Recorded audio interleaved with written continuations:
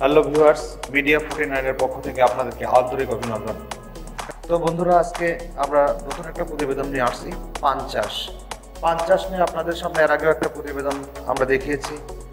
তো এখানে পানের পরিচর্যা, পান চাষ করতে গেলে কিছু কিছু পরিচর্যার প্রয়োজন হয়। সেই পরিচর্যাগুলো কিভাবে করতে হয়, তো পরিচর্যার একটা ধাপ আমরা দেখিয়েছি। পানের বড় যে গাছগুলো মানে বেঁধে দিতে হয়।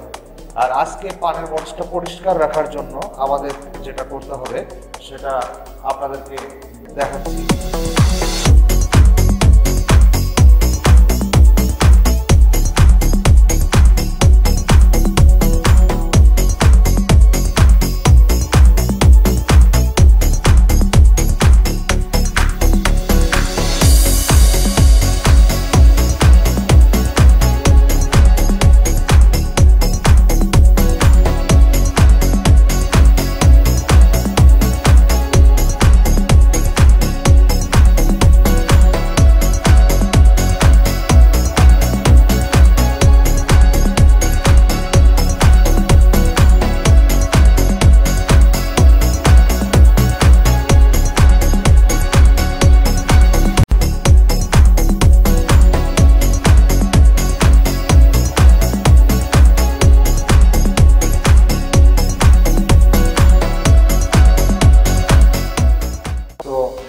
পানের বরজের উপরে যেটা আমরা ছাউনি দিই, যেটা ছাউনির জন্য ব্যবহার হয় উলু গাছটা। এবং এই উলু গাছটা যখন আমরা দিই উপরে, তখন উলু গাছের কিছু অংশ আমাদের মাটিতে ঝরে পড়ে খড়কুটোর মতো। আর সেটা পরিষ্কার রাখতে হয় পানের বরজ। আর সেটা পানের বরজ পরিষ্কার করার জন্যই আমরা আজকে এই কাজগুলো করতেছি। তো এই কাজগুলো করার পর পানের বরজটা আর কি পরিষ্কার থাকে। ভেতরে আমাদেরকে যাওয়া আসা করতে হয়, পান তুলতে হয়। আসলে আমরা পানের বরজের যে কাজগুলো করে থাকি, এই কাজগুলো আসলে পরিশ্রমের কিছুই নাই। এটা হচ্ছে ছোট ছোট কাজ। এই কাজগুলো বেশি পরিশ্রম হয় না। যে কোনো ব্যক্তি পান চাষ করতে পারে।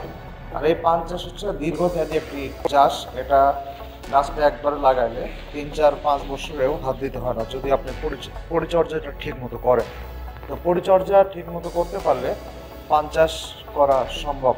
যে ব্যক্তি পান চাষ করতে চান অবশ্যই আমাদের সঙ্গে যোগাযোগ করুন, এবং আমরা তাদেরকে অবশ্যই পরামর্শ দেবো কীভাবে পান চাষ করতে হয়, গাছ কীভাবে লাগাতে হয়, এবং একটা পান চাষ পরিপূর্ণভাবে করতে গেলে কী কী প্রয়োজন সব কিছুই আমরা আপনাদেরকে দেখাবো।